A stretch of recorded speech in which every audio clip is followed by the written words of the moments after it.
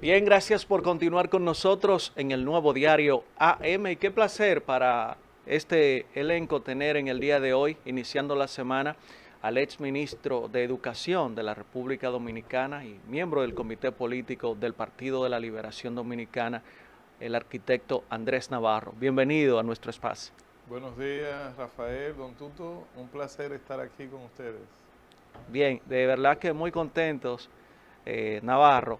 Y nos gustaría de entrada iniciar con un tema que, aunque destapó el viernes, todavía como que mantiene el interés en las redes sociales, y son las declaraciones del actual ministro de Educación, el señor Ángel Hernández, de que hace 25 años no se exige el acta de nacimiento a los niños para ser inscritos, o sea, no es obligatorio. Cuando usted fue ministro, usted estuvo al tanto de esto era así. Sí, desde a principios de los años 20, del 2020, o más bien de los años 2000, estamos hablando en el periodo 2000-2004 gubernamental, en el Ministerio de Educación se emitió una resolución para los fines de garantizar que los niños que no tuvieran acta de nacimiento no quedaran fuera de las aulas. Y esta es una medida que se ha aplicado desde entonces. En el caso mío, yo estoy de acuerdo con esa decisión. O sea, garantizar un derecho constitucional a los dominicanos en su infancia a la educación no solamente es un deber del gobierno, es una obligación. Y por una, digamos, deficiencia que tienen los sistemas que deben dotar a todo ciudadano que nazca en República Dominicana, que sea dominicano y que debe dotársele de un registro civil como es el acta de nacimiento, eso no puede ser una excusa para mantenerlo fuera de las aulas. Los indicadores muestran que hay todavía un porcentaje de la población dominicana que carece de acta de nacimiento. Muchas veces porque sus padres, eso se ha convertido en un círculo vicioso, sus padres no tienen acta de nacimiento, el naciente tampoco se le genera el acta de nacimiento y se convierte en un círculo vicioso. La escuela no puede ser afectada por eso, el ingreso de los niños. Eso es un tema clave. Ahora bien, cuando fui ministro de Educación, para nosotros enfrentar una situación como esa y no quedarnos cruzados de los brazos, solamente recibiendo a los niños, firmamos un acuerdo con la Junta Central Electoral, que es la que tiene por ley la potestad del registro civil. Y con la Junta Central Electoral, a través de una resolución que se aprobó en ese momento, estamos hablando del 2018, se generó un nuevo concepto de identificación para los estudiantes, que es una cédula estudiantil. Es decir, el interés que yo tenía como ministro de Educación era pues que todos los estudiantes tuvieran un carnet con datos ciertos del estudiante. ¿Y cómo se Que, contrataba eso, la autenticidad de esos datos? que lo generara la institución con mayor autoridad para la identificación de personas, la Junta Central Electoral. Por eso fue que decidí, esto no debemos nosotros hacerlo de manera unilateral como Ministerio de Educación, sino debemos hacerlo en colaboración, en conexión con la Junta Central Electoral. Se firmó el acuerdo, el Pleno de la Junta lo estableció. Y comenzamos a hacer un piloto, porque es un proyecto de gran escala. Lamentablemente, con el cambio de la Junta Central Electoral, la nueva Junta no le dio seguimiento. Por más esfuerzo que yo hice para que pudiéramos continuar ese proceso, no había parece, el tiempo suficiente o la voluntad o la fe en que este proyecto debía ser ejecutado por su necesidad. ¿Qué nos iba a permitir eso? El generar un carnet estudiantil desde la Junta Central Electoral, que íbamos a identificar a todos los estudiantes que correctamente tenían todos sus documentos al día. Íbamos a identificar a aquellos estudiantes dominicanos que no tenían al día de hoy o en ese momento algo elemental, que es el acta de nacimiento. Pero también íbamos a identificar a los niños, hijos de inmigrantes no regularizados o ilegales. Y no se le iba a impedir entrar a la escuela, pero entonces ya se iba a identificar que ese niño no es dominicano, sino que es hijo de padres inmigrantes. Y entonces el niño iba a tener derecho a la educación, porque en nuestro territorio, soy de los que piensan, no debe haber niños que no tengan derecho a asistir a la escuela. ¿Por qué? ¿Por qué razón? Porque el control migratorio no es una responsabilidad del Ministerio de Educación. El Ministerio de Educación tiene un mandato claro, que es garantizar el derecho constitucional a la infancia de estar en el sistema educativo. El otro problema es el control migratorio, que como Estado debiera ser totalmente sólido. Pero no, impedir. Pero no debe haber una especie de sinergia entre Sí. las distintas instituciones, porque por ejemplo usted hace alusión a de que esa cédula que se elaboraba o se pretendía elaborar era en coordinación con la Junta Central Electoral. Así es. Usted dice que la Junta Central Electoral, para la nueva Junta Central Electoral, Sí. no le dio seguimiento, pero tampoco al parecer el Ministerio de Educación.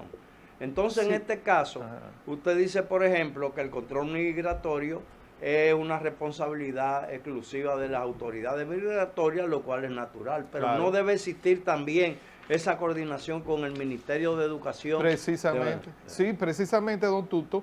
Este registro iba a permitir tener una data cierta de niños que no son dominicanos, que están en nuestro territorio y que corresponden a padres que tienen un estatus que a lo mejor no es debidamente regularizado. Fíjese la importancia de un proyecto como este, porque esto nos iba a permitir cruzar una data que iba a fortalecer el registro civil, pero a la vez iba a fortalecer los controles migratorios, sin negar un derecho constitucional que es el derecho a la educación. Entonces, lamentablemente no hubo la voluntad necesaria en esa nueva Junta Central Electoral, a pesar de la insistencia del Ministerio de Educación, para proseguir. Pero tener una credencial estudiantil, llámesele como se le llame, iba a asegurar ¿qué? Iba a asegurar que los sistemas de control en el Ministerio de Educación fueran realmente sólidos. Que el acceso a los centros educativos para fines de seguridad, esos mecanismos de control iban a aumentar, porque ya al centro educativo lo que pretendíamos es que solamente entraran los estudiantes, sean niños, sean adolescentes, jóvenes, que corresponden a ese centro estudiantil, por esa identificación. Iba a ser una identificación inteligente, con un código QR que iba a permitir vincular el carnet a una base de datos electrónica. En esa base de datos electrónica iban a estar todos los datos civiles del estudiante, de salud, incluyendo el seguimiento a las vacunas que deben recibir los niños si padecían de algún mal.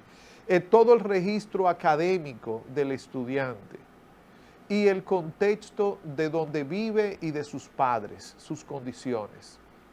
Entonces, también íbamos a vincular esta base de datos, Junta Central Electoral, también con la ONE, con la Oficina Nacional de Estadística, Pero por eso otro lado, pero todo eso se ha quedado en el aire. lamentablemente. Se ha quedado en el aire, o sea, sencillamente usted están inscribiendo a todo el que llega como bueno, sea. es que ese es el problema.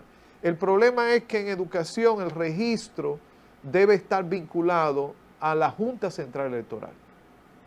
De manera que haya una data cierta, que nadie pueda inventar datos fuera de lo que es reconocido oficialmente por el país. Claro. Pero también con ese carnet los estudiantes iban a tener acceso a servicios públicos que iban a beneficiar específicamente a los estudiantes, como el transporte, como el acceso a programas sociales. O sea, era realmente un proyecto maravilloso. Pero señor Navarro, mire, yo veo, usted dice que, dice no, y es así, el Estado tiene el deber de proporcionarle educación, facilitarle la educación a todos los niños en edad escolar que estén en el territorio nacional, Sí. independientemente de que sean de procedencia irregular. O no, simplemente que dominicanos Sí. que no tengan acta de nacimiento, que hay un porcentaje escandaloso Sí, todavía. sí lo hay. Imagínense Sí, el no, drama yo social. entiendo, pero yo creo también que eso se puede tomar ese tipo de medidas con un carácter transitorio y concomitantemente, por ejemplo, los organismos que corresponden, dar facilidades y presionar para que se normalice la situación de todos esos niños. Porque nosotros no podemos vivirnos acogiendo a lo irregular. O sea, plegarnos a lo que está mal en vez de tratar de que lo que está mal se pongan bien, sino llevar las cosas a donde está mal. Como usted dice, la obligación es con todos los niños en edad escolar. Pero eso es algo ideal. Nosotros sabemos que es lo real, que los recursos del Estado, los recursos del país, son limitados. Y aunque usted tiene el deber con todo, quizás no tiene la capacidad de responder, al menos en un momento determinado, a esa obligación. Entonces hay que establecer prioridades. Porque se supone, usted primero en su casa atiende a sus hijos que a los del vecino, por solidario que usted sea y por buen vecino que sea. Entonces, ¿cómo se contempla, por ejemplo, en el caso de que nuestras aulas no fueran lo suficiente para acoger a todos los niños que están en el territorio nacional en edad escolar? ¿No habría que establecer prioridades? No. Y entonces Totalmente. el que primero Lo llegue. primero es, don Tuto, que el Estado no es comparable con una familia. No, claro. La Bueno, familia es una mi gran responsabilidad. familia. El El Estado Estado es una gran responsable familia. de todos Sí. los dominicanos, todos los dominicanos. Eso es lo primero. Lo segundo es que en nuestro gobierno se establecieron los programas para tener el acceso universal al sistema educativo, con tanda única, con el programa de construcción de escuelas. O sea, Y se estaba en capacidad de responder a eso. Claro, pero es que, ¿cuál es el drama de la educación en República Dominicana?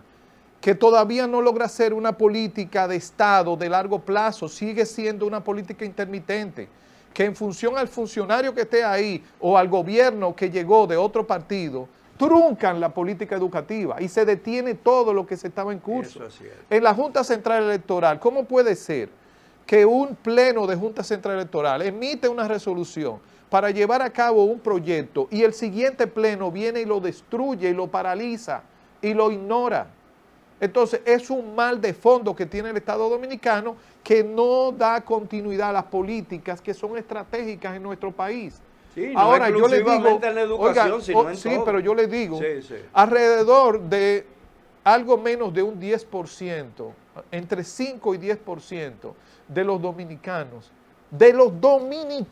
y lo digo con letras mayúsculas, no cuentan con acta de nacimiento. Sí, es cierto. Entonces, yo no me podría poner la pregunta de si le doy prioridad a los dominicanos que tienen acta de nacimiento, porque No, estoy no. doblemente satanizando a dominicanos que tienen el mismo derecho que los demás. Sí, pero yo no ¿Entiendes? le digo de dominicanos, yo me refiero particularmente al caso de los extranjeros.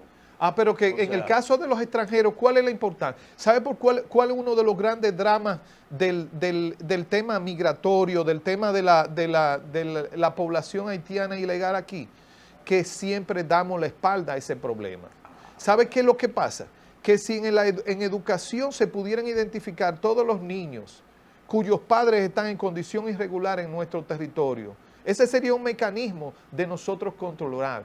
¿Por qué? Porque ya tenemos el registro de ese ser humano que está en nuestro territorio y ahí podríamos establecer políticas públicas, políticas incluso de migración más efectivas para el control de la población irregular en nuestro territorio. Pero dándole la espalda a ese drama humano, a esa realidad, con una serie de planteamientos que muchas veces, si tienen algún sentido, ignoran lo que son los derechos de los dominicanos y los derechos humanos que son universales. Sí. Entonces, por esa razón es que en educación, primero les digo, yo estoy de acuerdo, deben aceptarse todos los niños aunque no tengan documentación.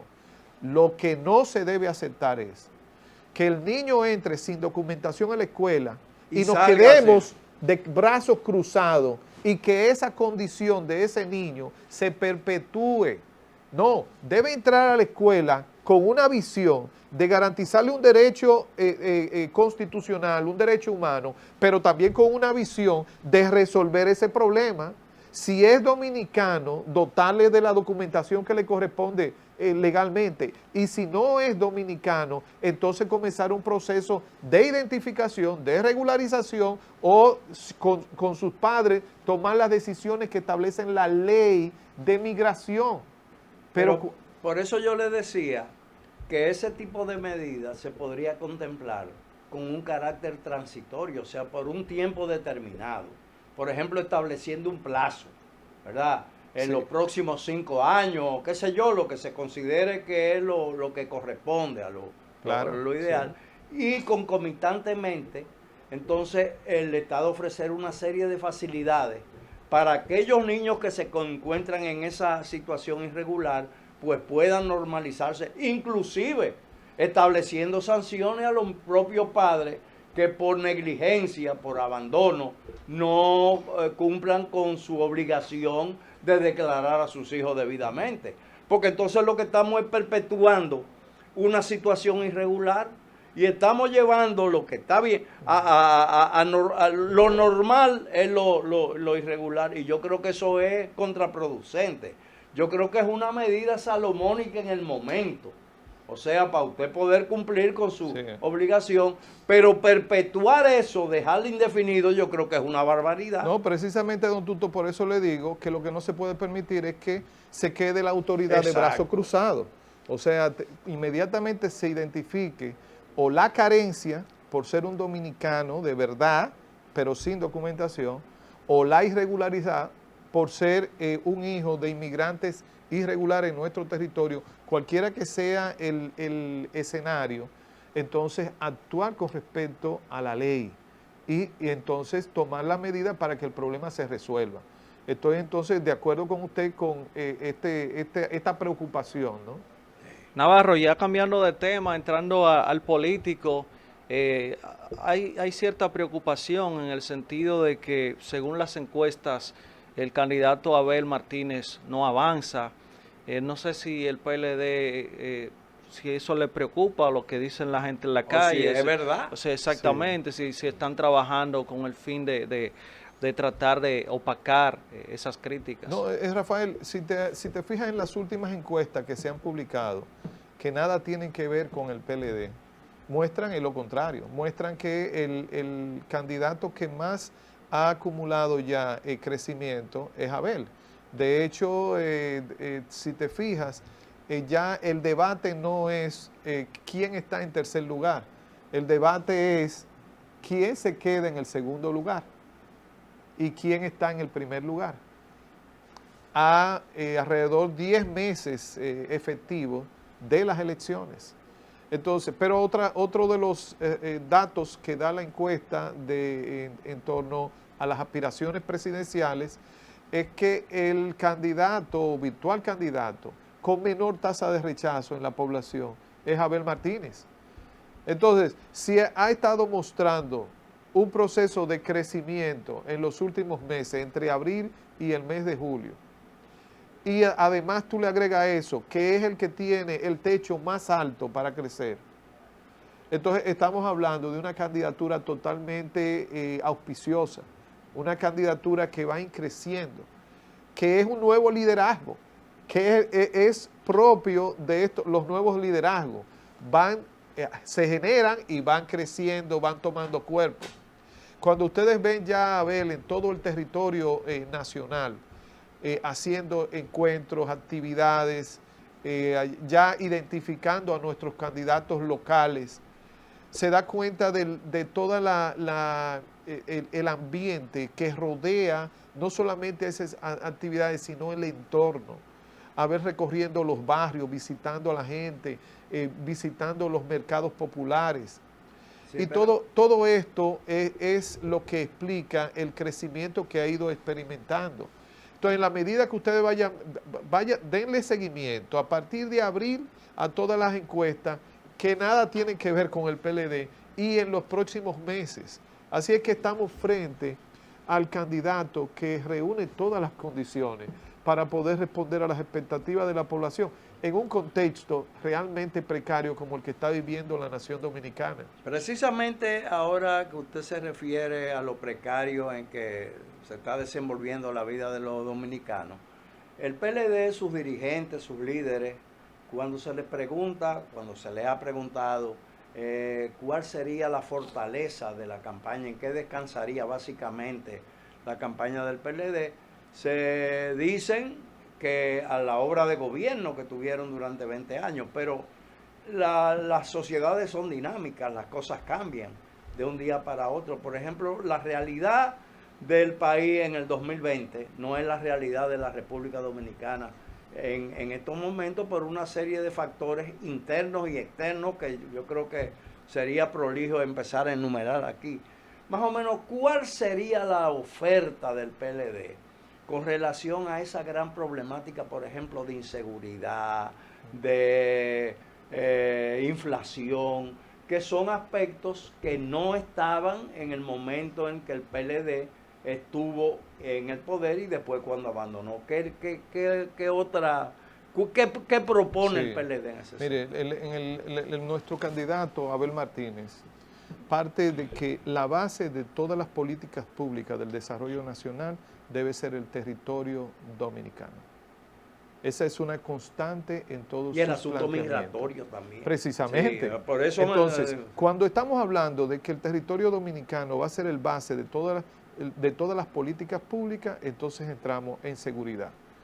No hay manera de usted tener un territorio seguro si no tiene el control irrestricto de su territorio. Ustedes saben que ese es uno de los discursos más sólidos, permanentes de Abel Martínez, candidato presidencial del PLD. Entonces, en materia de seguridad, que él ha hecho mucho énfasis, no solamente porque es de alto interés para él, sino respondiendo a las necesidades que tiene el pueblo dominicano. La gente hoy anda con mucho temor, mucho temor. El temor no es solamente la tasa de criminalidad que pueda haber en un país, sino también la sensación que tiene la gente de que puede ser afectada. Y precisamente se va a centrar mucho en garantizar la seguridad urbana y la seguridad nacional, que es control del territorio, desde un barrio, una cuadra, hasta el territorio completo del país. Y por otro lado, el desarrollo nacional lo está planteando basarlo en la apuesta al productor, al emprendedor, al empresario dominicano, sin menoscabo del incentivo a las exportaciones. Pero ustedes han visto cómo el gobierno de Abinader se ha encargado de bombardear las raíces de la producción nacional con unas políticas de importación que lo que hacen es a lo mejor generar soluciones inmediatas, pero destruyendo la base del desarrollo nacional. Entonces, estos son criterios que está planteando Abel, que nosotros estamos en el marco del equipo técnico del proyecto presidencial, armándolo ya en formulaciones de políticas públicas que se presentarán como un proyecto de nación a todo el país. Muchísimas gracias, Navarro. Bueno, Rafael, muchas gracias, don Tuto. Un placer. Señores, hemos conversado con Andrés Navarro, es miembro del Comité Político del PLD, pasado ministro de Educación. Gracias a ustedes por su sintonía.